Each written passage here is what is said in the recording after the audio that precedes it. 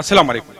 शमशाद नड़ीवाल टेलीविजन मिनवालो ज़निज़ार यूसुफज़ई په ځانګړې خپرونه د مسافرو په بنډار کې تاسو ته هرکلی ویم. موږ په نننۍ خپرونه کې په متحده عرب اماراتو کې میشته شاعران، ادیبان او د ټنګ ټکور سره تړلي خلک چې کوم دي دا موسیقاران دا هم راغوښتي دي او ستاسو لپاره هم د یو ځانګړې خپرونې بندوبست کړی دی.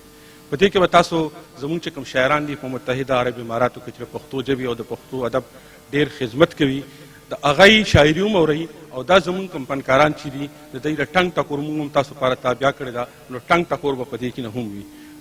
د مشاعري عمري شاعر ښاغلي نزار شاه منصوري له بلنه ورکوم چې راشي او موږ په خپل کلام باندې ونمانځي. نزار شاه منصوري.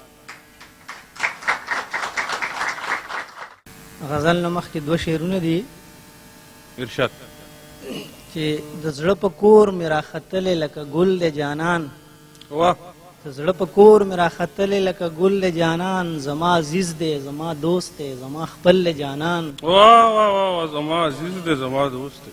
د زړه په کور مې راختلې لکه ګل د جانان، زما عزیز دی زما دوست دی زما خپل د جانان.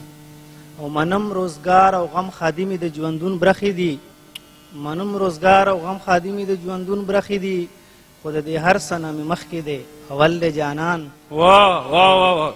غزل چې ور مې کلاو درته پریښې د کوڅې جانانه، ور مې کلاو درته پریښې د کوڅې جانانه، سپوږمۍ د توت څانګو له راغله که راځې جانانه.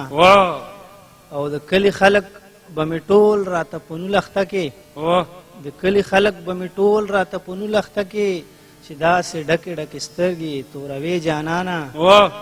د کلي خلک به مې ټول راته په نولخته کې، چې داسې ډکې ډکې سترګې توروې جانانه. او زما وجود میږي میږي شي لیونی مې قسم، زما وجود میږي میږي شي لیونی مې قسم، د زلفو څوکې چې په مخ راله راښکې جانانه. او په بیا لیدلو دې قسم دی که خفه یم زه، په بیا لیدلو دې قسم دی که خفه یم زه، خفه په دې یم ما د بل په خوله پرېږدې جانانه. او مخامخ وایې چې نظاره نور مې نه پکار، مخامخ وایې چې نظاره نور مې نه پکار، او پشي شانوم راله په لاس باندې لیکې جانانه.